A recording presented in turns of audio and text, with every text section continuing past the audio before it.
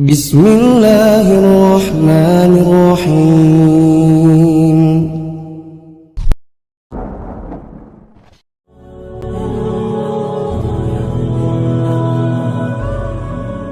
Assalamualaikum warahmatullahi wabarakatuh.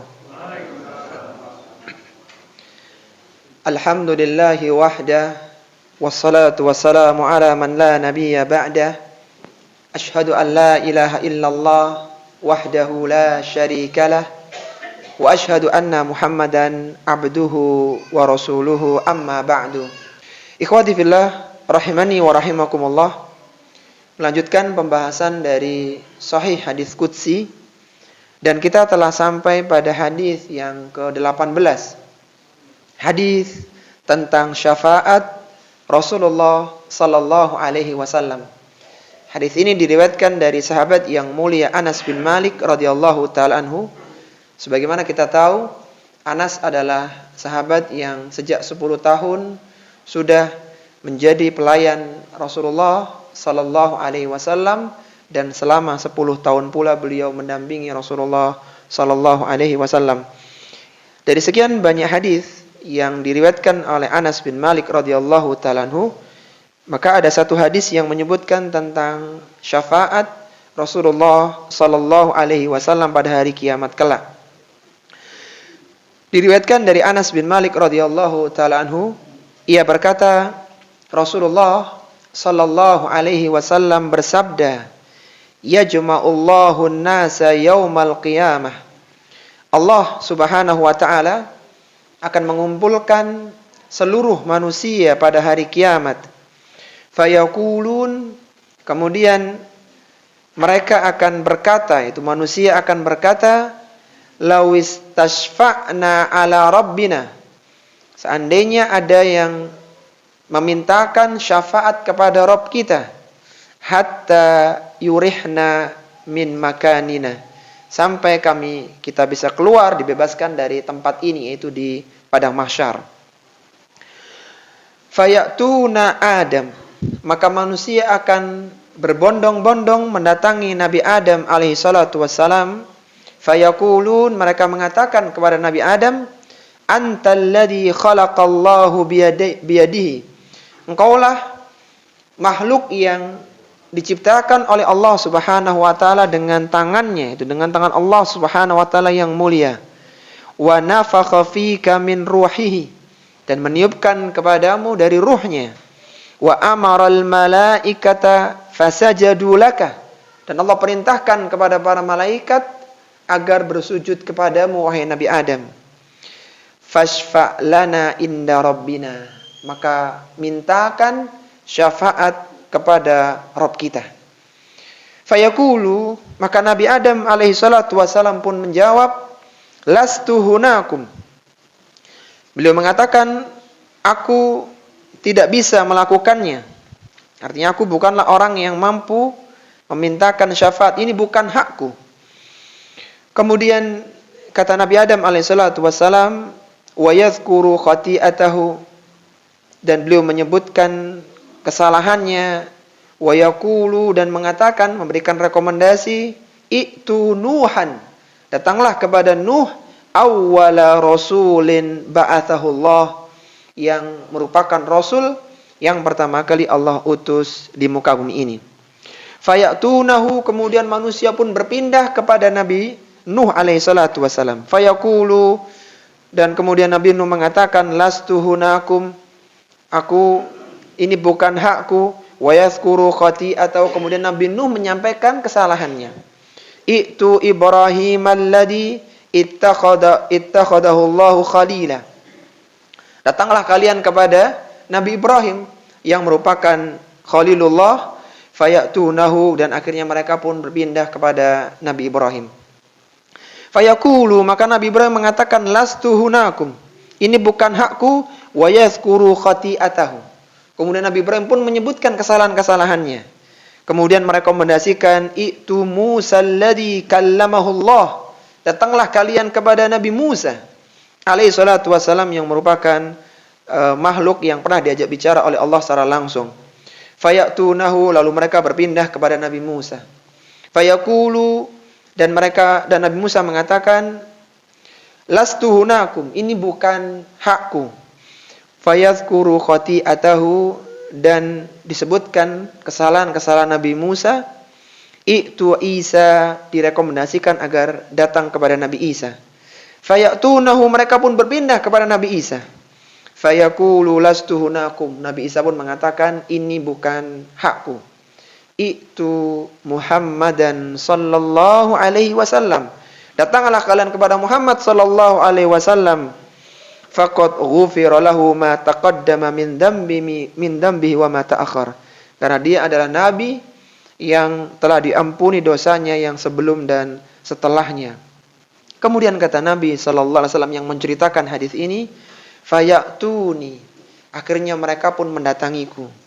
Fa astadzinu ala rabbi, dan aku minta izin kepada Rabbku. Fa idza ra'aituhu waqa'tu sajidan, ketika Rabbku melihatku maka aku pun bersujud. Fayada'uni ma syaa, Allah memberikan izin kepadaku untuk berdoa sekehendaknya. Tsumma yuqalu li, kemudian mengatakan kepadaku, irfa ra'sak, angkatlah kepalamu. Sal tu'tah, mintalah niscaya engkau akan diberi. Wa qul yusma, katakan maka permintaanmu akan didengar. Washfa tushaffa, berilah syafaat maka syafaatmu akan dikabulkan. Fa arfa'u ra'si, maka aku pun mengangkat kepalaku. Fa ahmadu rabbi bitahmidin yu'allimuni, maka aku memuji Rabbku dengan pujian yang diajarkannya kepada aku. Tsumma ashfa'u, kemudian aku memberikan syafaat. Fayahuddu li haddan, dan dia menentukan kepadaku orang-orang yang ditentukan untuk boleh mendapatkan syafaat. Tsumma ukhrijuhum minan nari, aku keluarkan mereka dari neraka. Wa udkhiluhumul jannata, dan aku dimasukkan mereka ke dalam surga. Tsumma ad'u, kemudian aku kembali berdoa. Fa'aqa'u sajidan mithlahu, dan aku bersujud seperti sebelumnya. Fi tsalitsati awir rabi'ati, untuk sujud yang ketiga atau yang keempat. Hatta ma baqiya finnar, sampai tidak ada yang tersisa di neraka. Illa man habasahul Qur'an, kecuali orang-orang yang ditahan oleh Al-Quran. Hadis ini adalah hadis yang muttafaqun alaih, hadis dengan derajat kesahihan yang paling tinggi, artinya tidak diragukan derajat kesahihannya. Dan hadis ini diriwayatkan oleh Imam Al-Bukhari dalam sahihnya nomor 6565. Lafaz ini milik Bukhari, wal lafdhu lil Bukhari. Sedangkan diriwayatkan oleh Imam Muslim dalam sahihnya nomor 193. Lafaz Muslim agak berbeda sedikit dari lafaz Imam Bukhari. Taib, dari hadis yang mulia ini, ikhwati fillah, rahimani wa rahimakumullah, kita bisa mengeluarkan 11 faidah. Jadi hadisnya panjang, maka kita bisa mengeluarkan 11 pelajaran insyaallah. Baik, pelajaran yang pertama, faidah yang pertama yang bisa diambil dari hadis yang mulia ini adalah beratnya kondisi manusia ketika di mahsyar. Beratnya kondisi manusia ketika di mahsyar. Beratnya kondisi manusia ketika di mahsyar. Kita tahu bahwa setelah ditiupkannya tiupan kebangkitan yang berjarak 40 dari tiupan kehancuran, tiupan kiamat ke tiupan kebangkitan, maka manusia akan bangkit dari kubur mereka. Mereka akan bangkit berjalan menuju ke mahsyar, sebuah tempat yang sangat luas, yang tidak ada bagian tinggi menjulang dan tidak ada bagian yang dalam menjurang. Dan ketika itu Allah Subhanahu wa taala mendatangkan kembali matahari yang sempat hancur ketika kejadian kiamat. Maka Allah datangkan kembali matahari, dan matahari didekatkan sedekat 1 mil. Kondisi manusia ketika itu, ketika dibangkitkan dalam kondisi tidak berpakaian, tidak beralas kaki, dan belum dihitan. Dalam kondisi matahari yang sangat dekat. Kalaulah itu bukan kehidupan akhirat, maka niscaya manusia akan terbakar dengan panasnya matahari saat itu. Karena sangat dekat sekali. Sekarang saja dengan jarak jutaan kilometer, matahari sangat jauh, kita merasakan terik di siang hari. Dan kita berbusana, kita berpakaian. Bagaimana kiranya kondisi seorang tidak berpakaian sehingga kulitnya akan langsung terpapar dengan panasnya matahari yang sangat dekat. Sehingga ketika itu manusia akan berkeringat, berpeluh. Ada yang sampai ke mata kakinya, ada yang sampai ke pinggangnya, ada yang sampai ke pundaknya, ada yang sampai ke telinganya, bahkan ada yang sampai tenggelam karena keringatnya. Dan ketika itu manusia tidak ada yang minum. Haus mereka, panas mereka, sesak mereka. Dan itu berlangsung dalam waktu yang sangat lama. Yaitu setengah dari 50.000 tahun lamanya. Sebagaimana Rasulullah sallallahu alaihi wasallam pernah bersabda, "Yauma yaqumun nasu lirabbil alamin." Pada hari ketika manusia berdiri menghadap Rabb semesta alam. Miqdarun nisfu yaumin min khamsina alfasana. Yang lamanya mereka berdiri itu adalah setengah dari 50.000 tahun. Jadi mereka berdiri selama 25.000 tahun lamanya. Wa yuhawwinu dzalika 'alal mu'min katadalli syamsi lil ghurubi ila an taghruba. Tapi bagi orang-orang yang beriman, Allah mudahkan seperti hanya menunggu matahari yang akan terbenam. Karena demikian lamanya kehidupan di mahsyar. Ini masih menunggu ya, belum ada hisab, belum pembagian kitab. Sirat belum dibentangkan, bahkan neraka belum didatangkan. Ini masih di padang mahsyarnya. Itu manusia menunggu dalam waktu yang sangat lama. Sehingga ketika mereka tahu mereka menanti dalam waktu yang panjang itu, ketika mereka ingat kehidupan dulu di dunia, maka mereka merasa tidak hidup di dunia kecuali hanya sebentar saja. Allah sebutkan dalam Al-Quran, wa yauma yahsyuruhum ka'allam yalbathu illa sa'atan min nahar. Ingatlah hari ketika Allah mengumpulkan manusia, ketika di mahsyar, maka mereka merasa tidak tinggal di dunia illa sa'atan min nahar, kecuali secuil dari siang hari saja. Di akhir surat An-Nazi'at Allah Subhanahu wa taala menyebutkan perkataan orang-orang di mahsyar ketika mereka tahu kondisi berat di mahsyar dan tunggu yang sangat lama. Belum ada persidangan waktu itu, ini masih menunggu saja. Maka mereka mengatakan ka'annahum yawma yarawnaha lam yalbathu illa 'ashiyatan aw duhaha. Kata mereka, kita seolah-olah tidak pernah tinggal di dunia. Illa asyiyatan. Asyiyah adalah waktu antara zuhur dengan asar, atau zuhur sampai terbenam matahari. Itu asyiyah. Au duhaha. Atau ketika hari ini, ketika pagi ini. Antara waktu terbitnya matahari sampai tergelincirnya matahari. Itulah 60, 70, bahkan 100 tahun. Yang manusia berebut dunia di dalamnya. Itu hanya asyiyah au duhaha. Hanyalah sebentar sekali jika dibandingkan dengan kehidupan panjang setelah kematian. Maka ketika itu manusia merasakan panas yang luar biasa, kondisi yang sangat sesak, dan akhirnya mereka pun mendatangi para nabi dan rasul untuk minta disegerakan persidangan atau hisab. Dan kembali lagi yang kita sampaikan bahwa matahari akan Allah dekatkan kepada mereka dan kondisi menjadi sangat berat untuk manusia. Diriwayatkan dari Abu Hurairah radhiyallahu taala anhu, "Kunna ma'an Nabi sallallahu alaihi wasallam fi da'watin." Suatu ketika kami pernah bersama dengan Nabi sallallahu alaihi wasallam dalam satu undangan jamuan makan. Farufi'a ilaihi dhira'u. Maka disuguhkan kepada Nabi paha kambing, dan itu adalah kesukaan beliau sallallahu alaihi wasallam. Wa kanat tujibuhu fanahasa minha nahsatan. Maka beliau pun kagum ya, bagaimana potongan kambing itu tersedia dengan cepat ya, dengan cepat dan matang kepada beliau, dan akhirnya beliau pun menggigitnya gitu, menikmati hidangan tersebut.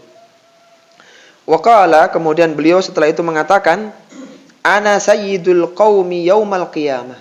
Setelah menikmati paha kambing tadi, beliau mengatakan, aku adalah sayyidul qaumi, tuannya manusia pada hari kiamat. Hal tadruna bima, tahukah kalian mengapa aku dijadikan sebagai sayyidul qaum atau tuannya manusia ketika itu? Kemudian beliau mengatakan, ya juma'ullahul awwalina wal akhirina fi sa'idin wahidin. Allah kumpulkan manusia di padang luas yang satu. Fayubsiruhumun nadhiru wa yusmi'uhumud da'i. Dan di padang itu, tanah yang lapang itu, mereka bisa melihat semua manusia yang ada, karena nggak ada penghalangnya, nggak ada yang tinggi menjulang. Dan wa yusmi'uhumud da'i, dan semua suara itu terdengar. Yang kita sering sampaikan, kenapa dijadikan mahsyar, tidak dijadikan bulat? Karena supaya ketika ada persidangan di ujung kanan, itu manusia di ujung kiri pun bisa melihat, itu ada yang disidang begitu. Dan suaranya terdengar tanpa pengeras. Dijadikan mahsyar, itu terlihat semuanya. Kemudian watadnu minhum syamsu, dan Allah mendekatkan matahari sedekat 1 mil, fayaqulu ba'dun nas, dan sebagian manusia akan berkata, ala tarawna ila ma antum fihi ila ma balaghakum. Mereka mengatakan, apakah kalian tidak melihat kondisi kalian sekarang ini? Artinya kita kepanasan sekarang ini. Ala tanduruna ila man yashfa'u lakum ila rabbikum. Apakah enggak ada yang berinisiatif kita minta kepada Allah agar segera disidang, supaya segera pindah tempat, enggak di mahsyar. Kalaulah seorang harus masuk neraka, biar segera ke neraka. Kalau dia mendapatkan surga, biar segera pindah ke surga. Tidak tertahan di mahsyar begitu. Ini gambaran kondisi, salah satu gambaran ketika di mahsyar mereka akan merasakan panas, merasakan kelelahan, dan mereka harus menderita, sehingga mereka pun berinisiatif untuk coba datangi orang-orang penting. Coba kita ke Nabi Adam, karena Nabi Adam adalah makhluk yang Allah ciptakan dengan kedua tangannya. Itu cerita kenapa keluar pernyataan tadi itu, karena mereka merasa kesulitan atau keberatan tersiksa di padang mahsyar. Taib. Kemudian kita berpindah pada faedah yang kedua, yaitu faedah dari hadis Anas bin Malik ini. Faedah kedua adalah keutamaan Nabi Adam alaihi salam. Keutamaan Nabi Adam alaihi salam. Keutamaan Nabi Adam alaihi salam. Disebutkan dalam hadis tadi, hadis yang awal tentang manusia yang berada di mahsyar dan mereka merasakan kepanasan. Akhirnya mereka berinisiatif untuk mendatangi Nabi Adam. Faya'tuna Adam, datanglah mereka kepada Nabi Adam. Kenapa Nabi Adam yang dipilih? Karena menurut mereka, kata mereka yang disampaikan kepada Nabi Adam, antalladzi khalaqakallahu biyadai. Engkaulah satu-satunya makhluk yang diciptakan langsung dengan tangan Allah Subhanahu wa ta'ala. Ini keutamaan Nabi Adam. Makhluk yang lainnya dilahirkan, Nabi Adam diciptakan langsung dengan kedua tangan Allah Subhanahu wa ta'ala yang mulia. Wa nafakha fika min ruhi. Allah tiupkan kepadamu ruhnya. Wa amaral malaikata fasajadu laka, dan tidak ada makhluk yang diperintahkan untuk malaikat sujud kepada makhluk itu kecuali engkau. Itu engkau Nabi Adam alaihissalatu wassalam. Maka setelah menunjukkan keutamaan Nabi Adam di atas seluruh makhluk, mereka mengatakan fashfa' lana inda rabbina. Maka tolong mintakan syafaat agar kita segera diproses untuk persidangan sehingga bisa keluar dari mahsyar ini. Maka Nabi Adam mengatakan lastuhunakum. Aku tidak punya hak untuk memberikan syafaat. Fayazkuru khati'atahu. Kemudian Nabi Adam memberikan alasan kesalahan-kesalahan yang beliau pernah lakukan. Nabi Adam alaihissalatu wassalam adalah nabi yang pertama kali makhluk manusia yang pertama kali yang Allah ciptakan dengan kedua tangannya, yang malaikat diperintahkan bersujud kepada beliau. Namun Nabi Adam ini juga pernah melakukan sebuah kesalahan, dan karena kesalahan itu, ketawaduan Nabi Adam alaihissalatu wassalam, maka beliau malu untuk meminta kepada Allah Subhanahu wa ta'ala. Dan ini merupakan keutamaan tersendiri para nabi dan rasul. Jadi mereka malu, merasa nggak pantas kayaknya kalau ana yang minta kepada Allah. Sebagaimana dikatakan dalam pepatah, hasanatul abrar sayyiatul muqarrabin. Kebaikan orang yang baik itu keburukan bagi orang yang dekat dengan Allah. Jadi kadang secara kasat mata itu biasa gitu. Itu kesalahan yang ma'dzur, yang bisa ditolerir, yang bisa dimaklumi. Itu bagi kita manusia biasa. Tapi bagi karangan muqarrabin itu sebuah keburukan. Sebuah keburukan. Sama seperti misalnya, kalau ada orang awam itu belajar misalnya dengan atau makan di pinggir jalan misalnya, itu biasa, itu orang awam. Tapi bagi seorang talibul ilm atau bahkan seorang ulama itu makan di pinggir jalan itu mengurangi muru'ah, kewibawaan. Tidak dosa, tapi tidak pantas begitu. Karena mereka sudah level-level yang sangat tinggi. Demikianlah Nabi Adam alaihissalatu wassalam, maka beliau tidak bisa memintakan syafaat karena beliau merasa punya kesalahan. Taib. Permasalahannya apa kesalahan Nabi Adam alaihissalatu wassalam? Di antara kesalahan Nabi Adam alaihissalatu wassalam yang meskipun Allah berikan ampunan kepada beliau adalah memakan buah dari pohon yang dilarang untuk didekati ketika di surga.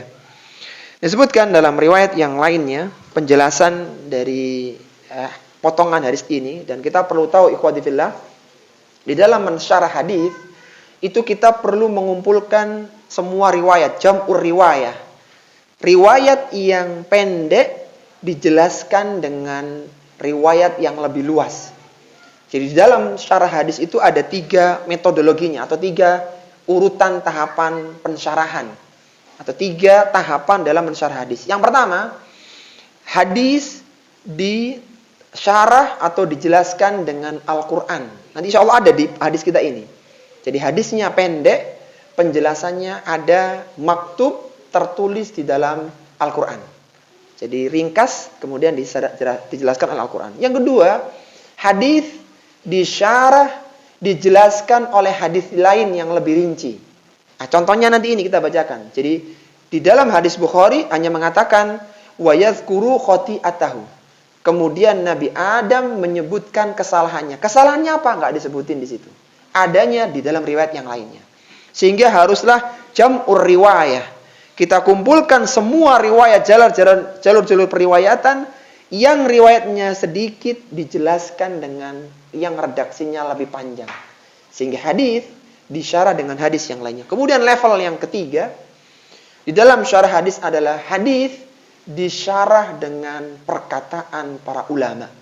Dan alhamdulillah hampir semua kitab-kitab hadis ada syarahnya sekarang.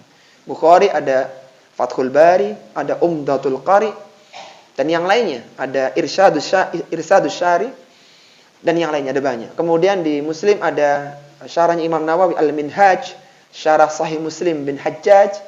Di Tirmidzi ada Tuhfatul Ahwadhi, dan yang lainnya sangat banyak sekali. Intinya kita cukup merujuk di syarah-syarah yang sudah dibuat oleh para ulama. Tapi mungkin sebagai tambahan ilmu ya, tahapan dalam mensyarah hadis tadi ada 3. Yang pertama apa? Hadis disyarah oleh Al-Quran. Yang kedua, hadis dengan hadis. Yang ketiga, hadis dengan perkataan ulama. Sudah cukup. Jadi kita nggak perlu membuat syarah sendiri karena sudah ada ulama yang pakar di situ. Taib.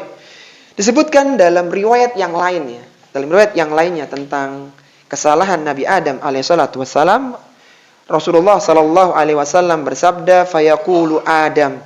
Maka Adam mengatakan, "Inna rabbi qad ghadiba. Inna rabbi qad ghadiba al-yawma ghadban." Sesungguhnya Rabbku pada hari ini sangat murka sekali. Lam yaghdab qablahu mithlahu walan yaghdaba ba'dahu mithlahu. Yang tidak pernah Allah murka sebelum dan setelah ini. Ini murka Allah yang sangat besar sekali kata Nabi Adam. Wa innahu qad nahani anis syajarati. Ini kesalahannya disebutin Nabi Adam. Tapi riwayat yang lain. Wa innahu qad nahani anis syajarati. Aku ini dulu pernah dilarang untuk mendekati sebuah pohon. Fa asaituhu nafsi. Fa asaituhu, dan aku bermaksiat, melakukan kesalahan sampai memakan pohon buah itu. Kemudian kata Nabi Adam, nafsi, nafsi, nafsi. Diri sendiri, diri sendiri, diri sendiri. Aku nggak bisa. Jadi kesalahan Nabi Adam alaihissalam itu mendekati pohon yang terlarang. Bahkan sampai memakannya sehingga terbukalah auratnya. Dan Nabi Adam pun mengambil warakil jannah. Mengambil daun-daunan surga untuk menutupi auratnya. Kemudian beliau mengatakan, idhabu ila ghairi. Pergilah kepada Nabi yang lainnya. Disebutkan oleh Allah dalam Al-Quran ya, tentang Nabi Adam yang diperintahkan untuk tidak mendekati pohon yang terlarang. Allah berfirman kepada Nabi Adam dan istrinya, wa qulna ya adamuskun anta wa zaujukal jannah. Allah berfirman kepada Adam, tinggallah engkau dan istrimu di dalam surga. Wa kula minha ragadan haitsu syi'tuma. Kalian boleh melakukan atau tinggal di mana saja yang kalian kehendaki. Cuman satu aja larangannya, wala taqraba hadhihi syajarah. Jangan mendekati pohon ini. Dekat aja jangan, apalagi sampai mengambil, memakan dari buahnya. Kenapa? Fatakuna minadh dhalimin. Karena kalau sampai mendekat, apalagi sampai makan, maka engkau akan termasuk orang-orang yang zalim.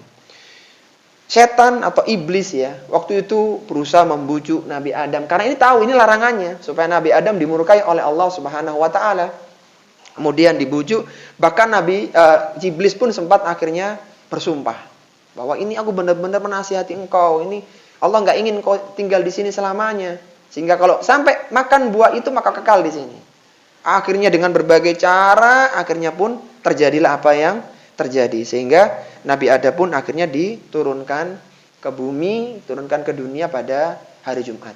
Jadi Nabi Adam diciptakan pada hari Jumat sore, dan sebelum berganti hari sudah diturunkan ke bumi. Kemudian Nabi Adam pun bertobat kepada Allah dengan taubat yang diterima oleh Allah dengan mengatakan, Rabbana zalamna anfusana wa illam taghfir lana wa tarhamna lanakunanna minal khasirin. Dan perlu kita ketahui ya bahwasanya kesalahan Nabi Adam ini sudah Allah ampuni.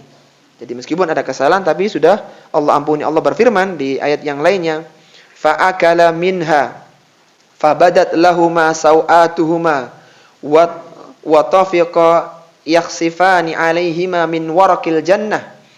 Allah Subhanahu wa taala, mereka keduanya memakan dari buah dari pohon itu, lalu nampaklah aurat mereka. Nampaklah aurat mereka keduanya, kemudian mereka pun mengambil daun surga untuk menutup aurat mereka. Wa asa Adamu rabbahu faghawa. Nabi Adam bermaksiat kepada Rabbnya dan dia pun tersesat. Tsumma jtabahu rabbuhu fataba alaihi wahada. Dan kemudian dia meminta, dia bertaubat kepada Rabbnya, kemudian Allah memberikan petunjuk. Artinya Allah menerima taubatnya Nabi Adam alaihi salatu wassalam. Jadi sebenarnya Nabi Adam itu sudah tidak punya dosa lagi sebenarnya. Tapi kembali lagi, karena beliau adalah seorang nabi, merasa ada kesalahan itu kayak tidak tepat begitu, mintakan syafaat untuk manusia. Tapi yang jelas dosa Nabi Adam sudah diampuni. Taib. Kemudian kita masuk pada pelajaran yang ketiga, yaitu keutamaan Nabi Nuh alaihi salam. Keutamaan Nabi Nuh alaihi salam. Keutamaan Nabi Nuh alaihi salatu wassalam. Setelah Nabi Adam tidak bisa memenuhi permintaan manusia saat itu, maka dia mengatakan, "I'tu Nuhan." Datanglah engkau kepada Nuh alaihi salatu wassalam. Kenapa? Karena dia adalah awwala rasulin ba'athahu Allah. Dia adalah rasul yang pertama kali Allah utus di muka bumi ini. Fayatunahu fayaqulu lastu hunakum wa yadhkuru khati'atahu. Kemudian Nabi Nuh mengatakan, aku enggak punya hak untuk ini. dan beliau menyebutkan kesalahannya. Nabi Nuh alaihissalatu wassalam adalah rasul pertama kali berdasarkan hadis ini. Awwala rasulin. Nabi Adam itu nabi yang pertama, sedangkan rasul pertamanya adalah Nabi Nuh alaihissalatu wassalam. Adapun Rasulullah itu nabi dan rasul. Rasulullah diangkat sebagai seorang nabi dengan surat Al-Alaq dan diangkat sebagai seorang rasul dengan surat Al-Mudaththir atau surat Al-Muzammil. Jadi tidak lama menjadi rasulnya, tapi sempat nabi juga, artinya berbeda antara nabi dengan rasul. Bedanya apa? Kalau nabi itu syariatnya itu untuk dirinya, sedangkan dan dia tidak punya syariat baru, biasanya begitu. Adapun rasul itu dirinya dan umatnya, dan biasanya rasul ini punya syariat baru, baik itu mengganti atau menyempurnakan dari rasul yang sebelumnya. Sehingga ketika misalnya akan datang nabi setelah Nabi Nuh, misal begitu, maka nabi ini dia harus ikut syariatnya Nabi Nuh, karena dia nggak punya syariat baru, dia hanya untuk dirinya sendiri. Taib. Nabi Nuh adalah salah satu dari 5 rasul ulul azmi, yaitu rasul yang terpilih. Dari 5 itu adalah Nabi Nuh, Nabi Ibrahim, Nabi Musa, Nabi Isa, dan Rasulullah Muhammad sallallahu alaihi wasallam. Nabi Nuh ini diutus oleh Allah Subhanahu wa taala ketika manusia tergelincir pada kesyirikan. Jadi sejak Nabi Adam sampai Nabi Nuh, atau sampai sebelum Nabi Nuh itu nggak ada kesyirikan. Kemudian mulai muncul kesyirikan, datangkanlah Nabi Nuh untuk mendakwahi mereka agar taubat dari kesyirikannya.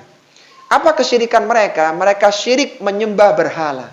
Dari mana berhala itu? Dulu mereka ini, berhala-berhala itu adalah patungnya orang-orang solih. Jadi orang yang solih dibuatkan patung supaya dikenang, supaya diingat, kemudian generasi kesekian akhirnya patung-patung itu pun disembah. Akhirnya datanglah Nabi Nuh alaihissalatu wassalam, dan Nabi Nuh ini adalah nabi yang dakwahnya paling panjang. Beliau berdakwah selama 950 tahun lamanya. Nabi Nuh ini dikatakan sebagai bapaknya manusia yang kedua. Kenapa? Karena ketika terjadi taufan, badai besar, air bah yang menenggelamkan seluruh manusia, kecuali orang yang berada di perahunya Nabi Nuh, di kapalnya Nabi Nuh, maka tidak ada manusia setelah itu, karena semuanya sudah mati, kecuali dari jalurnya Nabi Nuh. Nabi Nuh punya 3 anak. Nah, akhirnya dari 3 anak yang selamat ya. Maka dari situ lahirlah generasi-generasi manusia. Maka dikatakan bapak manusia yang kedua. Karena pertamanya Nabi Adam. Itu sempat ditenggelamkan dengan banjir yang paling besar ketika itu. Dan Nabi Nuh alaihissalatu wassalam itu dengan kejadian taufan atau banjir besar itu menjadikan bangunan Ka'bah itu runtuh. Jadi disebutkan di sebuah pendapat bahwa Ka'bah itu sudah ada sebenarnya sejak zaman Nabi Adam, tapi runtuh atau hilang terkena banjirnya Nabi Nuh. Sehingga dibangun lagi oleh Nabi Ibrahim, yang Nabi Ibrahim berdiri di makomnya itu, makom Ibrahim untuk berdiri membangun Ka'bah, itu sebenarnya sudah ada pondasinya. Tapi waktu itu hilang karena kena banjirnya Nabi Nuh, akhirnya dibangun kembali bersama Ismail. Dan Ka'bah itu bentuknya persegi panjang. Jadi bukan kotak seperti sekarang, tapi persegi panjang. Hijir Ismail yang U itu dulu masuk area Ka'bah. Kenapa kok hanya dijadikan seperti itu? Waktu itu bangsa Arab ketika membangun Ka'bah ya, sempat juga terkena banjir pada masa jahiliyah ya, setelah paskanya Nabi Ibrahim. Maka mereka membangun dan mereka meyakini bahwa ini tempat suci, ini adalah poros peribadahan umatnya Nabi Ibrahim ya.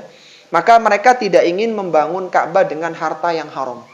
Mereka iuran, mengumpulkan dana, dan diinstruksikan dana yang dikumpulkan harus yang benar-benar suci dan bersih dari yang syubhat, apalagi yang haram, menurut versi mereka. Sehingga dikumpulkanlah dana, waktu itu dibangun bangunan, dananya kurang. Padahal mereka tahu ini kurang nih bangunannya. Akhirnya untuk membuat tanda supaya enggak dijadikan artinya tahu bahwa inilah Ka'bah, akhirnya dibuatlah U itu. Jadi ini masuk area Ka'bah, maksudnya begitu. Makanya bagi orang yang ingin sholat di dalam Ka'bah, cukup dia sholat di Hijir Ismail, karena itu masih masuk area Ka'bah. Dan ketika seorang tawaf maka tidak boleh masuk di dalam hijir Ismail karena itu masih area Ka'bah. Baik. Kembali lagi dalam kisah Nabi Nuh. Jadi Nabi Nuh adalah bapak yang kedua karena semua manusia itu ditenggelamkan oleh Allah kecuali jalurnya anak-anaknya Nabi Nuh alaihissalatu wassalam. Baik. Disebutkan dalam hadis ini bahwa Nabi Nuh wa yadhkuru khati'atahu. Nabi Nuh menyebutkan kesalahannya. Apa kesalahannya Nabi Nuh? Kesalahannya Nabi Nuh adalah memintakan kepada Allah Subhanahu wa taala anaknya agar diselamatkan ketika terjadi taufan, banjir besar. Lalu beliau ditegur oleh Allah Subhanahu wa taala dan Allah pun menganggap itu sebagai sebuah permintaan tanpa ilmu. Ditegur oleh Allah Subhanahu wa taala. Disebutkan dalam riwayat yang lain dalam hadis Bukhari nomor 7440, wa yaqulu lastu hunakum. Nabi Nuh mengatakan ini bukan hakku. Wa yadhkuru khati'atahu, dan disebutkan kesalahannya. Apa kesalahannya? Allati asaba su'alahu rabbahu bighairi ilmin, kata Nabi Nuh. Karena aku dulu pernah meminta kepada Rabbku permintaan tanpa ilmu. Jadi tanpa ilmu, hanya perasaan bapak kepada anak saja karena sayang kepada anaknya, itu ditegur oleh Allah Subhanahu wa taala. Ini contoh ikhwati fillah menjelaskan hadis dengan Al-Qur'an. Hadis tadi, hadis Anas bin Malik, dijelaskan oleh Allah terutama dalam permasalahan kesalahan Nabi Nuh, dijelaskan oleh Allah dalam surat Hud ayat 45 dan 47. Itu ada penjelasan yang lebih luas tentang kesalahan Nabi Nuh alaihi salatu wassalam yang menjadikan beliau merasa tidak layak untuk memintakan syafaat. Disebutkan oleh Allah Subhanahu wa taala, wa nada nuhun rabbahu. Nabi Nuh meminta kepada Rabbnya, faqala rabbi inna bni min ahli. Wahai Rabbku, sungguhnya anakku bagian dari keluargaku. Wa innaka wa'dakal haqqu.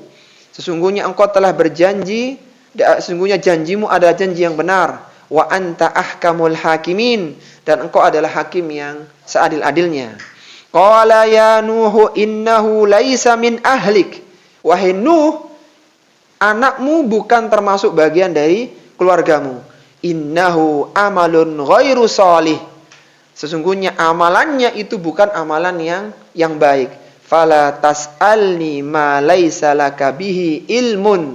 Maka janganlah engkau minta kepadaku sesuatu yang tanpa ilmu. Inni a'idzuka an takuna minal jahilin. Sesungguhnya aku memperingatkanmu agar engkau tidak termasuk orang-orang yang tidak berpengetahuan. Kau jangan minta dengan doa seperti ini. Qala rabbi inni a'udzubika an as'aluka ma laisa li bihi ilmun. Wahai Rabbku, aku berlindung kepadamu dari permintaan yang tidak menggunakan ilmu. Wa illa taghfirli wa tarhamni akum minal khasirin. Kalau engkau tidak memberikan ampunan kepada aku, tidak merahmatiku, maka aku tentu termasuk orang-orang yang merugi. Nabi Nuh alaihissalatu wassalam ini ketika minta itu karena ini anaknya gitu. Sehingga ditegur oleh Allah itu permintaan yang tanpa ilmu. Dan yang menarik ikhwati fillah, bagaimana cara Allah menunjukkan kesalahan anaknya, seorang anak kepada bapak. Allah mengatakan innahu amalun ghairu shalih. Allah tidak katakan ini orang buruk, ini orang banyak masalah, tidak. Amalan anak ini kurang terpuji, bahasa kita begitu.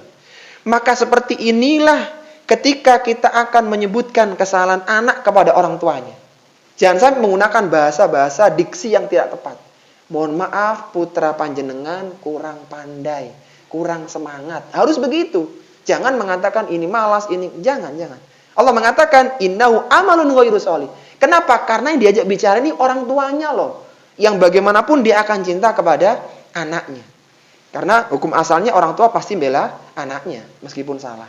Jadi Allah menyebutkan innahu amalun ghairu shalih. Allah tidak ingin menyakiti perasaan Nabi Nuh yang cinta kepada anaknya. Tapi ini sebuah kesalahan yang ditegur oleh Allah Subhanahu wa taala yang menjadikan Nabi Nuh pun akhirnya tidak bersedia untuk mintakan syafaat.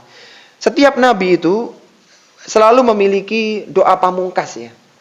Doa pamungkas yang satu-satunya kalau itu dikabulkan maka itu efeknya besar. Dan Nabi Nuh sudah mengeluarkan doa pamungkasnya untuk membinasakan kaumnya yang tidak beriman. Karena Nabi Nuh itu berdakwah sangat lama Dan yang mengikuti dakwahnya tidak banyak.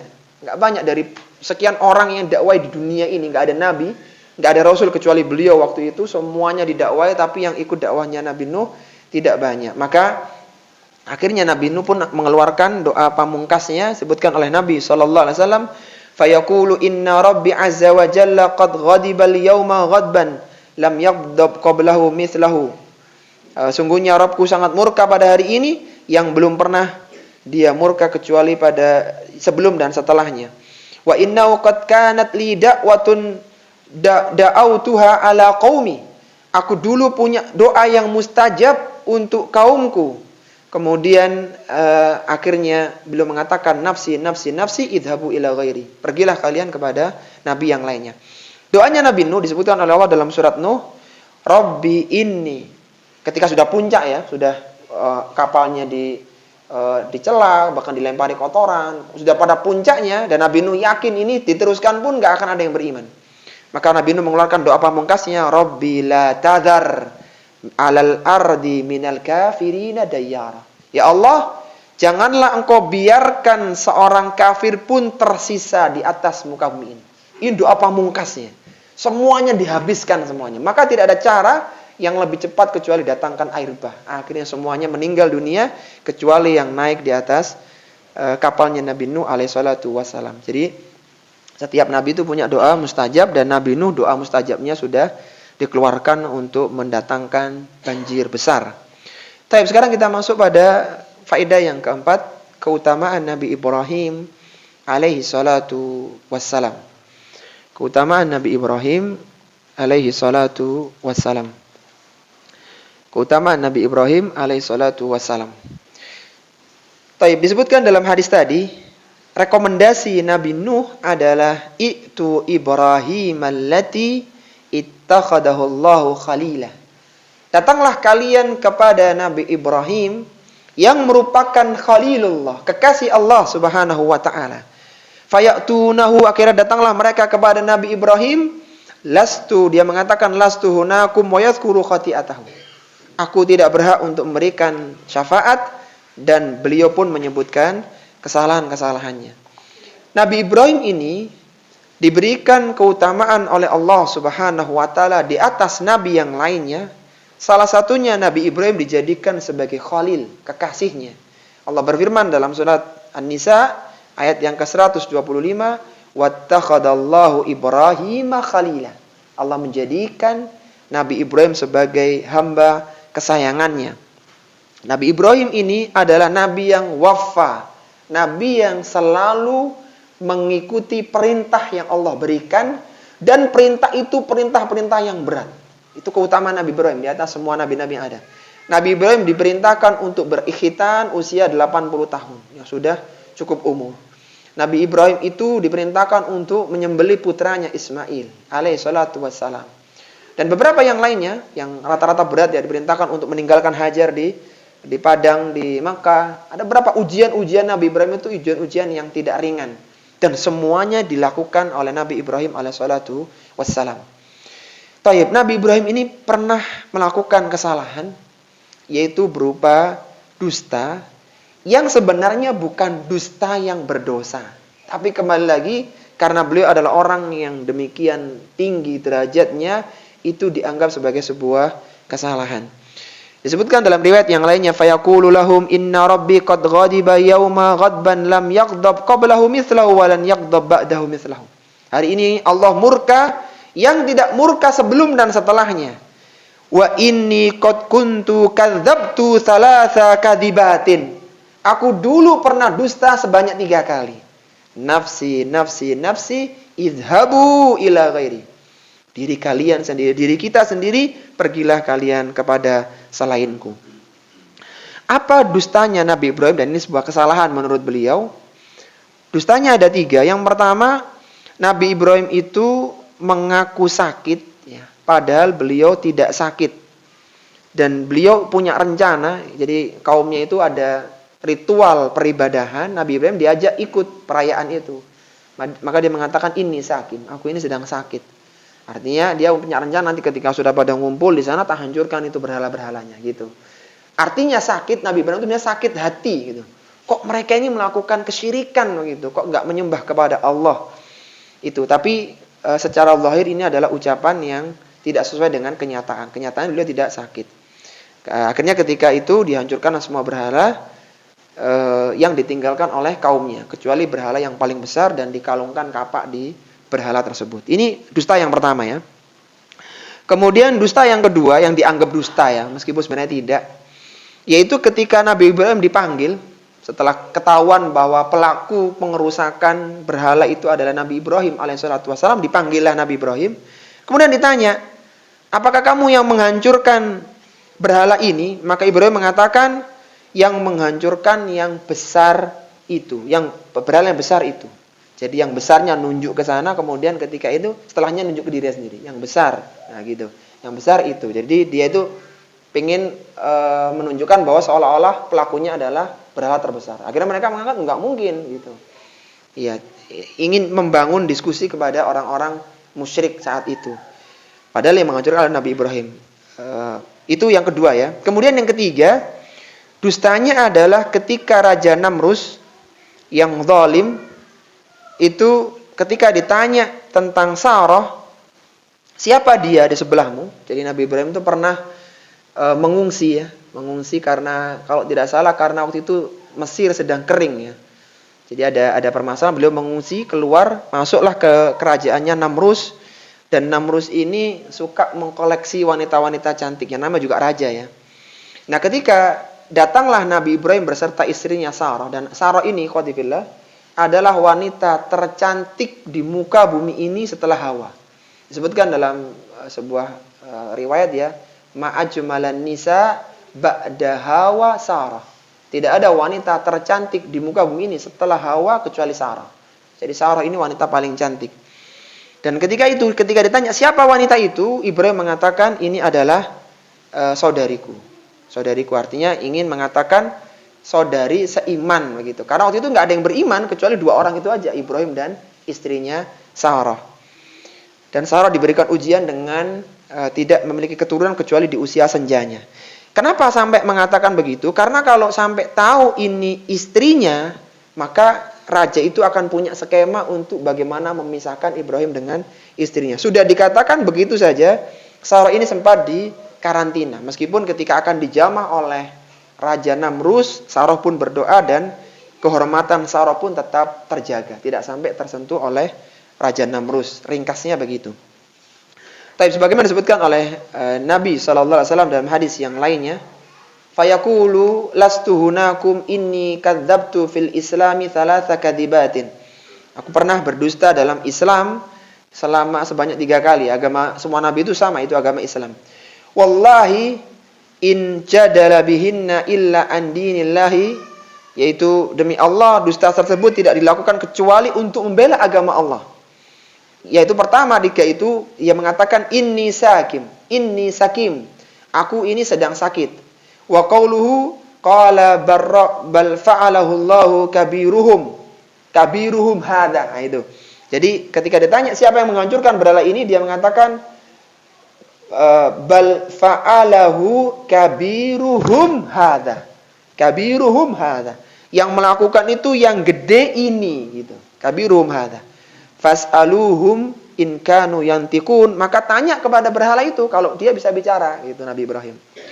Wa qauluhu, dan perkataan untuk istrinya limraati hina ata alal malik, ketika datang kepada Raja Namrus, maka dia mengatakan, siapa dia? Dia katakan, ukhti, ini saudariku. Wa innahu la yuhimmuni al-yauma illa nafsi. Padahal saat itu tidak, yang aku pikirkan adalah diri sendiri, yaitu nggak ada yang beriman kecuali hanya mereka berdua. Dan sebenarnya 3 kalimat ini kembali lagi adalah ucapan sindiran yang jika ditakwilkan maka tidak mengandung kedustaan. Namun karena zahirnya itu dusta ya, nggak sesuai dengan kenyataan, maka dianggap sebagai sebuah kesalahan. Jadi boleh ya, di dalam syariat kita itu boleh kita tidak menyampaikan sesuai dengan kenyataan, tapi juga nggak dusta. Jadi itu boleh, tapi nggak boleh sering-sering. Karena kalau sering-sering ya akhirnya orang nggak percaya. Kayak tadi, jadi orang itu menganggapnya dekat kita mengatakan yang maksudnya jauh. Pernah suatu ketika ya Rasulullah itu ketika dalam perang Badar ya, saya ingat perang Badar, tanya kepada seorang pengembala, seorang Arab Badui gunung. Di mana posisi orang Quraisy sekarang dan di mana posisi Muhammad? Orang dia ini Rasulullah Muhammad begitu. Kata orang itu, aku nggak mau ngasih tahu, kecuali kalian mau ngasih tahu dari mana kalian datang gitu. Kata Nabi, aku akan kasih tahu dari mana aku datang setelah kamu kasih tahu di mana posisi Quraisy, di mana posisi Muhammad. Gitu. Akhirnya ini kan strategi perang ya. Kemudian kata orang ini, posisi Quraisy sekarang berada di sini dan posisi Muhammad berada di situ kalau informasiku tidak salah. Dan ternyata benar, orang itu benar. Dia tahu kan, dia kan pengembala kan bisa lihat manapun, nggak dicurigai sebagai mata-mata. Kemudian ganti orang tanya, sekarang kalian dari mana? Maka dia mengatakan, nahnu min ma. Gitu. Kami dari ma. Ma artinya dari air mani. Sedangkan orang ini nangkepnya, oh dari kabilah ma. Oh dari kabilah yang jauh sana. Jadi mereka nangkepnya jauh, sedangkan maksudnya Nabi adalah air mani. Karena kalau dibuka ya saya Rasulullah. Loh berarti di sini gitu kan. Jadi itu kembali lagi diperbolehkan kita tidak menyampaikan yang tidak sebenarnya, tapi tidak terjerumus pada dusta. Kita memaksudkan yang jauh, orang menganggapnya yang dekat. Tapi kembali lagi ini jangan sering-sering. Ya. Kalau terjepit, kita mengatakan seperti itu. Tapi tidak boleh sering-sering. Sama yang dilakukan oleh Nabi Ibrahim itu semacam tadi. Tapi kemudian yang kelima adalah keutamaan Nabi Musa alaihi salatu wassalam. Utamaan Nabi Musa alaihi salatu wassalam. Keutamaan Nabi Musa alaihi salatu wassalam. Disebutkan dalam hadis tadi, "Itu Musa alladzi kallamahu Allah." Datanglah kalian kepada Nabi Musa yang merupakan makhluk yang diajak bicara oleh Allah secara langsung. Fayaqulu lastu hunakum fayadhkuru khati'atahu. Nabi Musa pun mengatakan ini bukan hakku dan Nabi Musa menyebutkan kesalahannya. Nabi Musa ini adalah nabi yang paling mulia di kalangan Bani Israel. Yang paling utama dari sekian nabi Bani Israel adalah Nabi Musa alaihissalatu wassalam. Bahkan syariat yang paling besar di kalangan Bani Israel adalah syariat yang ada dalam Taurat yang dibawa oleh Nabi Musa alaihissalatu wassalam. Nabi Musa adalah nabi yang kisahnya disebutkan paling banyak dalam Al-Quran dibandingkan dengan nabi lain. Meskipun kisah yang paling bagus adalah kisahnya Nabi Yusuf karena disebutkan dengan runut berdasarkan kronologi. Adapun kisahnya Nabi Musa ini biasanya terpecah di beberapa surat di dalam Al-Quran. Nabi Musa ini adalah satu-satunya makhluk yang diajak bicara oleh Allah secara langsung ketika di dunia. Allah mengatakan wa kallamallahu Musa taklima.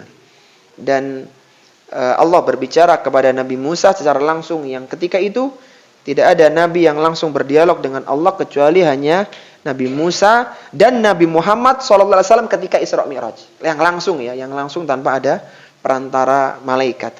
Ketika dipanggil untuk Isra Mi'raj dan diangkat ke langit untuk mendapatkan perintah salat.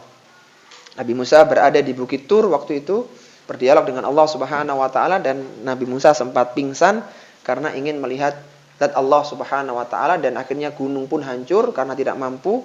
Nabi Musa akhirnya pingsan. Taib, apa kesalahannya Nabi Musa? Nabi Musa itu dulu pernah tergelincir dalam satu kesalahan, yaitu membunuh jiwa yang tidak diizinkan untuk dibunuh, yaitu dari orang Kipti, dari kaumnya Fir'aun, yang waktu itu sedang berkelahi dengan seorang dari Bani Israel, kaumnya Musa. Jadi Fir'aun dengan Musa ini beda kaum ya. Kalau Musa dari Bani Israel, kalau Fir'aun dari Kipti. Dari Kipti. Nah, tapi Nabi Musa sempat diadopsi oleh Fir'aun. Sempat dibesarkan oleh istrinya Fir'aun. Nah, suatu ketika itu ada orang yang berkelahi, bertengkar. Dua orang itu, orang Bani Israel ini kalah gitu. Dia datang kepada Nabi Musa, diadukan, begini begitu, dan Nabi Musa melihat, ini kaumku ini, itu kaumnya Fir'aun. Maka langsung orang dari kaumnya Fir'aun dipukul dan langsung mati. Disebutkan oleh Allah dalam Al-Quran di surat Al-Qasas. Kejadian itu, وَدَخَلَ الْمَدِينَةَ عَلَى حِينِ غَفْلَةٍ مِنْ أَهْلِهَا. Maka Nabi Musa pun masuk ke dalam kota, yaitu kota Memphis ya, ketika penduduknya sedang lengah, ketika tengah hari, artinya penduduknya sedang istirahat begitu. fawajada fiha rajulaini yaktatilani. Maka datanglah atau didapatilah dua orang di kota itu, dua orang yang sedang berbunuh-bunuhan atau sedang bertikai begitu. Hada min syi'ati wa hada min aduwihi. Salah satu itu dari kelompoknya atau golongannya Nabi Musa, yaitu Bani Israel, wa hada min aduwihi. Tapi ini satunya dari musuhnya, itu dari kaumnya Fir'aun. Fastaghathahu alladhi min syi'atihi 'ala alladhi min aduwihi. Maka tahu Nabi Musa datang, Nabi Musa ini sangat kuat ya. Maka yang kaumnya Nabi Musa ini pun minta perlindungan, minta bantuan kepada Nabi Musa atas musuhnya tersebut. Fawakazahu Musa faqabada alaihi. Maka Nabi Musa pun karena tahu ini kaumnya segera dibantu dan dipukul orang itu, faqabada alaihi, dan akhirnya orangnya itu mati. Ini kekuatannya Nabi Musa kayak gitu. Qala hadza min amali syaitan, ketika sudah terbunuh, ini amalan setan ini. Innahu aduwwun mudillum mubin. Sungguhnya setan telah menyesatkan lagi nyata permusuhannya. Jadi itu terbunuh karena satu pukulan Nabi Musa alaihissalatu wassalam. Antum jangan kaget ya kalau satu pukulan itu bisa membunuh. Nabi Musa itu pernah dituduh mohon maaf ya, buah pelirnya itu besar begitu, adar begitu.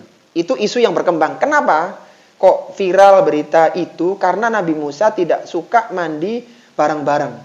Bani Israel itu punya kebiasaan laki-lakinya mandi bareng. Ya mandi bareng tanpa busana begitu. Nabi Musa ini nggak suka seperti itu. Maka mereka ini buat isu, buat berita bahwa nggak ada yang menghalangi Nabi Musa kecuali karena dia itu punya adar. Adar itu mohon maaf pelirnya itu besar. Jadi dia nggak mau kelihatan itu hal tersebut begitu. Maka Allah Subhanahu wa taala ingin menunjukkan kepada Bani Israel bahwa bukan itu masalahnya.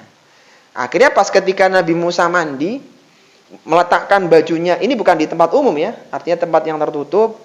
Tiba-tiba Nabi Musa meletakkan bajunya, enak-enak mandi, bajunya dibawa pergi sama batunya itu, bajunya itu bisa jalan. Nabi Musa kan, loh mana bajuku? Dibawa batu. Dikejarlah batu itu sampai lewat di hadapan orang-orang yang mandi barang di kalangan Bani Israel. Kemudian mereka melihat, ternyata nggak ada masalah. Gitu. Terlihat gitu kan, lewat. Karena saking malunya Nabi Musa ya, terpaksa telanjang sambil jalan, karena hikmah tadi, ketika ketangkep itu batu, maka dipukul oleh Nabi Musa sampai kata Abu Hurairah, ada sekitar 6 atau 7 bekas pukulan Nabi Musa di batu. Bayangkan. Batu sampai membekas karena pukulannya Nabi Musa alaihi salatu wassalam. Itu batu, bagaimana cuman manusia. Itu karena saking malunya Nabi Musa alaihi salatu wassalam. Intinya kesalahan yang pernah terjadi yaitu membunuh seorang dari orang bangsa Kipti. Taib, meskipun demikian Nabi Musa pun kesalahannya diampuni oleh Allah Subhanahu wa taala dan akhirnya memerintahkan kepada Nabi Isa. Sekarang kita masuk ke faedah yang keenam, yaitu keutamaan Nabi Isa alaihi salatu wassalam. Keutamaan Nabi Isa alaihi salatu wassalam.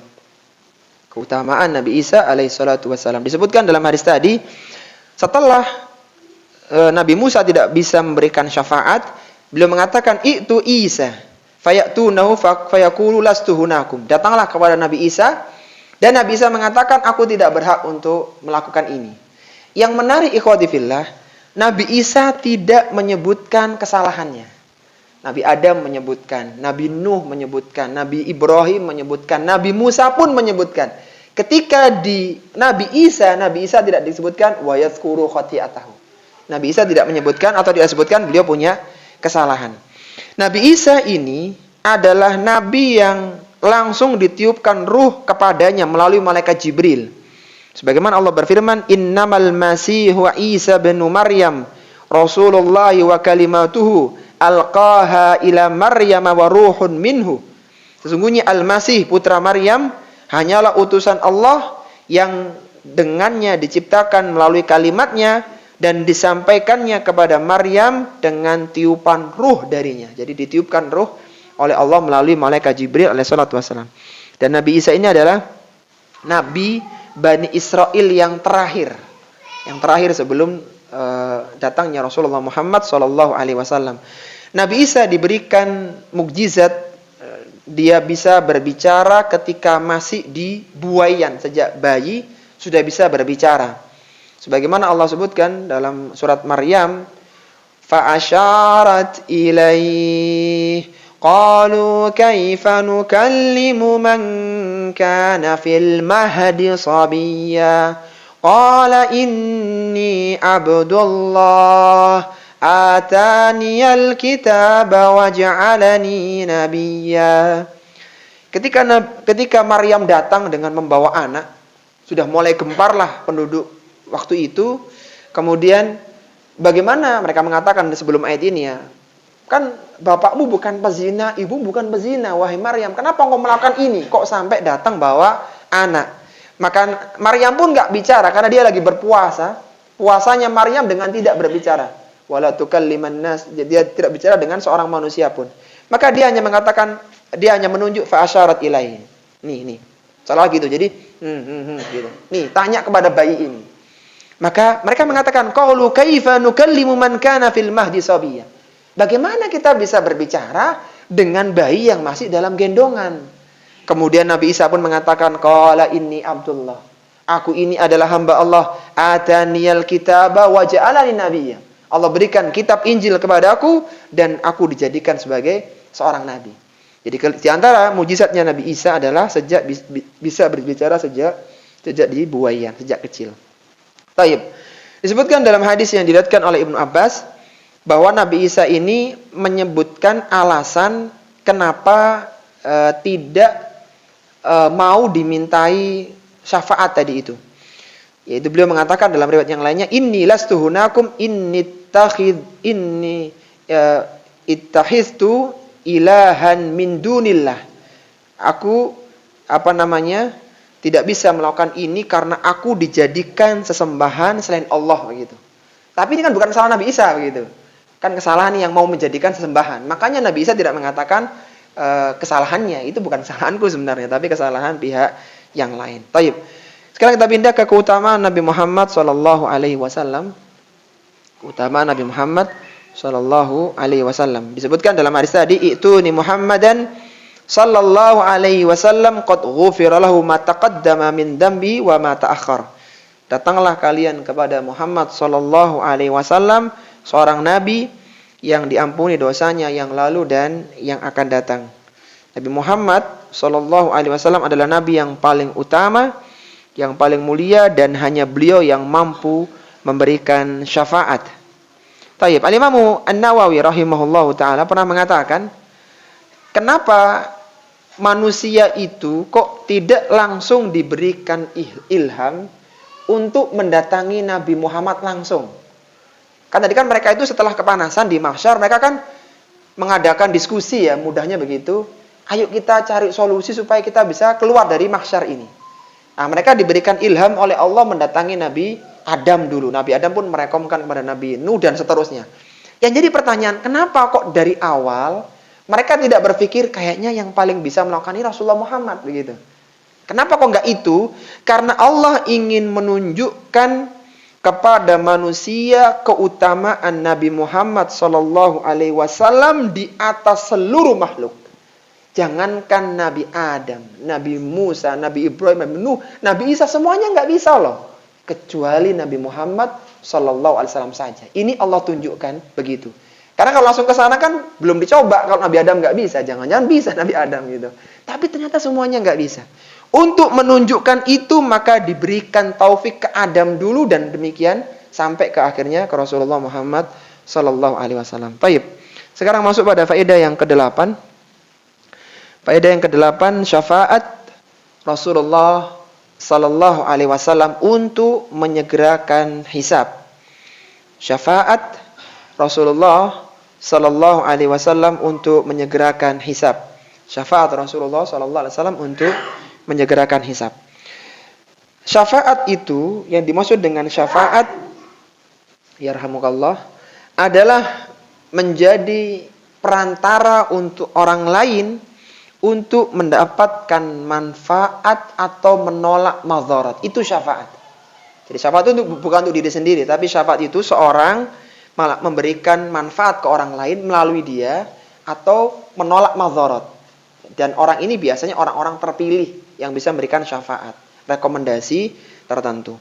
Taib, syafaat itu, syafaat untuk membebaskan manusia dari beratnya kondisi mahsyar, itulah yang disebut dengan syafaatul uzma. Syafaat yang terbesar yang hanya bisa dilakukan oleh Rasulullah Muhammad SAW. Dan itulah yang dimaksud dengan maqaman mahmuda yang Allah janjikan. Allah berfirman dalam Al-Quran, asa ayyab'atsaka rabbuka maqaman mahmuda. Mudah-mudahan dengan salat malammu Allah mengangkat derajatmu ke tempat yang terpuji. Maqaman mahmuda maksudnya adalah bersujud di bawah arsy untuk menyegerakan hisab, dan itu khusus untuk Nabi SAW. Baik. Kemudian pelajaran yang ke-9, orang-orang yang akan mendapatkan syafaat telah ditentukan. Orang-orang yang akan mendapatkan syafaat telah ditentukan. Orang-orang yang akan mendapatkan syafaat telah ditentukan. Pelajaran yang ke-9 ini terambil dari potongan hadis, "Tsumma asfa'u fayahuddu li haddan." Kemudian aku memberikan syafaat, lalu Allah menentukan kepadaku penentuan orang-orang yang boleh disyafaati. Yang menjadi penekanan berarti tidak semua orang mendapatkan syafaat karena ada kriterianya. Jadi bagi yang ingin mendapatkan syafaat harus mengikuti kriteria itu. Karena kata Nabi, fayahuddu li haddan, ada batasan yang aku harus penuhi, enggak semuanya diberikan syafaat. Apa ketentuannya? Ketentuannya ada 2. Yang pertama, Allah ridho kepada pemberi syafaat dan yang diberikan. Dan yang kedua, proses pemberian syafaat diizinkan oleh Allah Subhanahu wa ta'ala. Jadi 2 syaratnya. Yang memberikan syafaat diridhoi, yang mendapat syafaat itu Allah ridhoi juga. Proses pemberian syafaat itu diizinkan oleh Allah Subhanahu wa ta'ala. Sebagaimana Allah sebutkan dalam Al-Quran, wala yashfa'una illa liman irtada. Mereka tidak diberikan syafaat melainkan kepada orang yang diridhoi oleh Allah. Dalam dalam ayat kursi, man dalladhi yashfa'u indahu illa bi'izni. Dan syafaat tidak bisa dijalankan kecuali dengan izin Allah Subhanahu wa ta'ala. Jadi kalau kita sederhanakan, batasan syafaat itu ada 2 tadi. Yang pertama apa? Pemberi dan penerimanya diridhoi oleh Allah Subhanahu wa ta'ala. Kemudian proses syafaat itu diizinkan oleh Allah Subhanahu wa ta'ala. Dan Allah hanya ridho syafaat itu untuk ahli tauhid. Yang tidak bertauhid maka tidak akan mendapatkan syafaat. Baik. Kemudian yang ke-10 ya, pelajaran ke-10, macam-macam syafaat untuk orang-orang yang memiliki iman. Macam-macam syafaat untuk orang-orang yang memiliki iman. Macam-macam syafaat untuk orang-orang yang memiliki iman. Disebutkan dalam hadis tadi, "Tsumma ukhrijuhum minan nari wa udkhiluhumul jannah." Aku mengeluarkan mereka dari neraka dan aku masukkan mereka ke dalam surga. Syafaat itu ada 5 macamnya. Syafaat yang disebutkan itu ada 5 macam. Yang pertama, syafaat yang khusus dimiliki oleh Rasulullah Sallallahu Alaihi Wasallam saja dan tidak dimiliki oleh yang lainnya. Syafaat khusus dimiliki oleh Rasulullah Sallallahu Alaihi Wasallam atau yang diberikan oleh Rasulullah Sallallahu Alaihi Wasallam. Apa itu? Ya, yang khusus yaitu syafaatul uzma tadi. Apa syafaatul uzma itu? Syafaat untuk menyegerakan hisab pada hari kiamat ketika di mahsyar. Itu enggak bisa para nabi-nabi. Itu khusus untuk Rasulullah Muhammad. Ini yang pertama, syafaat khusus. Yang kedua, syafaat untuk memasukkan manusia ke surga tanpa hisab. Syafaat untuk memasukkan manusia ke surga tanpa hisab. Syafaat ini juga diberikan oleh Rasulullah Sallallahu Alaihi Wasallam. Hanya Nabi yang bisa. Disebutkan dalam hadis, Ya Rabbi, ummati ummati, wahai Rabbku, umatku umatku. Faqala ya Muhammad adkhilil jannata min ummatika man la hisaba alaihi min abwabil aimani min abwabil jannah. Wahai Muhammad, kata Allah sallallahu alaihi wasallam, masukkanlah dari umatmu surga tanpa hisab dari pintu surga yang sebelah kanan. Dari pintu surga. Pintu surga itu ada 8, yang sebelah kanan itu khusus yang akan dimasuki oleh orang masuk tanpa hisab gitu. Itu yang memberikan syafaatnya juga Nabi sallallahu alaihi wasallam. Kemudian yang ketiga adalah syafaat untuk orang yang seharusnya masuk neraka terlebih dahulu. Kemudian mereka diberikan syafaat sehingga tidak dimasukkan ke dalam neraka. Jadi syafaat orang yang seharusnya dia masuk neraka dulu, tapi dengan syafaat Nabi tidak jadi masuk neraka, langsung masuk ke dalam surga. Syafaat ini, model ini, yang ketiga ini, itu hanya diberikan kepada ahlu tauhid. Meskipun dia pelaku dosa besar. Tapi selama punya tauhid itu masih berpeluang dapat. Tapi kalau nggak punya tauhid, kafir, nggak mungkin. Nggak mungkin diberikan. Jadi seharusnya dia dengan dosa besar dia masuk neraka, tapi karena syafaat tidak masuk neraka. Yang bisa memberikan Nabi SAW. Kata Nabi, syafaati li ahlil kabairi min ummati. Syafaatku itu aku berikan kepada pelaku dosa besar dari kalangan umatku. Hadis yang mulia ini, ikhwati fillah rahimani wa rahimakumullah, selain menunjukkan bahwa yang mendapatkan syafaat itu hanyalah umat Nabi yang bertauhid, kalau yang nggak tauhid maka tidak, ini juga sebagai bantahan bagi orang-orang Khawarij yang mengatakan pelaku dosa besar pasti di neraka. Pelaku dosa besar pasti neraka. Bahkan sebagian mereka mengatakan kafir. Yang benar, ada pelaku dosa besar yang tidak masuk neraka. Siapa? Salah satunya yang mendapatkan syafaat dari Nabi SAW. Syafaati li ahlil kabairi min ummati. Karena yang justru membutuhkan syafaat itu adalah yang terperosok dalam dosa besar. Taib. Kemudian yang keempat, syafaat untuk para pelaku dosa yang telah masuk neraka. Tadi kan yang belum. Yang telah masuk neraka, mereka dikeluarkan dari neraka melalui syafaat Rasulullah, syafaat malaikat, dan syafaat saudara mereka yang mukmin. Jadi syafaat kepada pelaku dosa yang sudah masuk neraka, sudah masuk ini, maka mereka bisa keluar dari neraka yang seharusnya sekian puluh tahun, itu bisa dikeluarkan dari neraka. Siapa yang bisa melakukan? Syafaatnya Rasulullah bisa, malaikat bisa, orang mukmin bisa, saudaranya bisa, yang saudaranya mukmin ya, terutama yang mati syahid itu.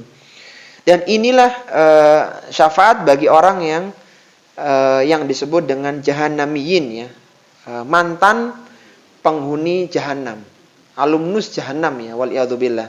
Kata Nabi sallallahu alaihi wasallam, la yakhrujanna qaumun minan nari bi syafaati, akan dikeluarkan dari neraka, dari jahanam sekelompok orang dari kaumku, yusammaunal jahannamiyin, yang mereka ini punya gelar jahannamiyin, yaitu orang-orang mantan penghuni neraka jahanam. Ada tandanya mereka ini.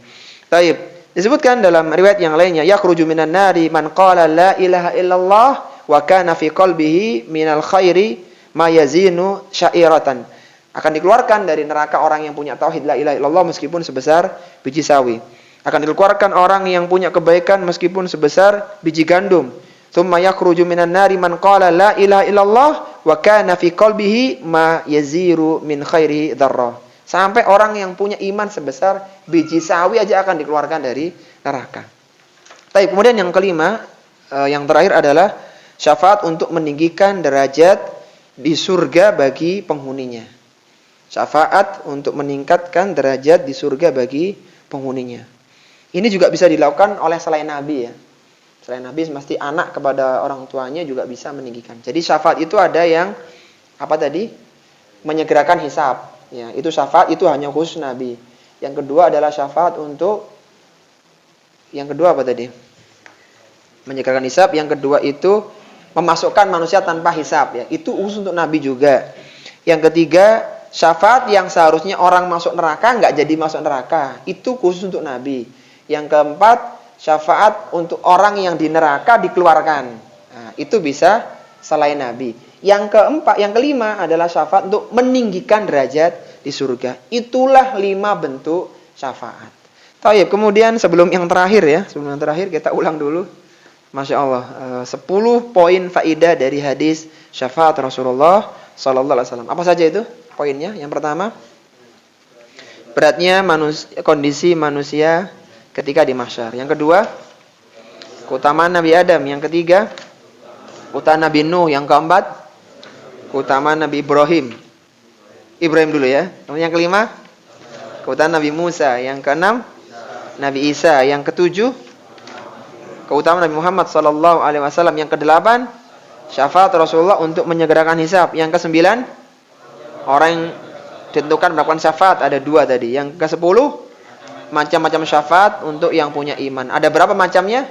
Ada 5. Taib. Sekarang yang terakhir sebagai penutup majelis kita, orang-orang yang tidak mendapatkan syafaat. Ada orang yang tidak mendapatkan syafaat. Ini pelajaran yang ke-11, orang-orang yang tidak mendapatkan syafaat. Orang-orang yang tidak mendapatkan syafaat. Disebutkan di akhir hadis tadi, perhatikan ini, tsumma ad'u wa fa'aqa asajidan mithlahu fi tsalitsati aw ar-rabi'ai. Aku bersujud kepada Allah yang kedua dan yang ketiga untuk memberikan syafaat lagi. Sampai kapan? Hatta ma baqiya finnar. Sampai tidak ada yang tersisa di neraka illa man habasahul Qur'an. Kecuali orang-orang yang ditahan oleh Al-Quran. Pertanyaannya, siapa sih orang yang ditahan oleh Al-Quran itu? Orang yang ditahan oleh Al-Quran maksudnya adalah orang yang dihukumi kekal dalam neraka. Maka mereka tidak akan bisa mendapatkan syafaat. Siapa mereka? Mereka adalah orang-orang kafir dan orang-orang yang meninggal dalam kondisi kesyirikan dan belum bertaubat. Itulah habasahul Quran. Orang yang ditahan oleh Al-Quranul Karim. Kata-kata ada seorang tabi'in di Basrah yang wafat tahun 117 Hijriyah. Ketika menjelaskan kalimat man habasahul Quran, kecuali orang-orang yang ditahan oleh Al-Quran, maksudnya adalah ai wajaba alaihil khulud, yaitu orang yang wajib kekal dalam neraka, syafaat tidak berlaku lagi. Disebutkan syafaat untuk orang-orang kafir, orang musyrik tidak diterima. Innallaha la'anal kafirina wa 'adda lahum sa'ira. Allah melaknat orang-orang kafir dan menyediakan neraka yang menyala-nyala. Khalidina fiha abada. Mereka kekal di dalamnya selama-lamanya. La yajiduna waliya wala nasira. Kalian tidak akan menemukan untuk mereka pelindung dan juga pemberi pertolongan. Enggak bisa yang bisa menyelamatkan. Memang habasahul Quran, udah ditahan oleh Al-Quran. Innallaha la yaghfiru ayyushraka bihi wa yaghfiru ma duna dzalika liman yasha. Wa may yusyrik billahi faqad iftara itsman 'azima. Barang siapa yang menyekutukan Allah, maka dia telah berbuat dosa yang sangat besar. Jadi ketika ditanya nanti siapa yang ditahan oleh Al-Qur'an yang enggak berlaku syafaat para nabi dan rasul, siapa? Orang-orang kafir, orang-orang pelaku syirik yang belum bertobat, dan mereka itu wajib berada dalam neraka selama-lamanya, wal iyadu billah. Ini ikhwati fillah yang bisa kita bahas pada kesempatan pagi hari ini.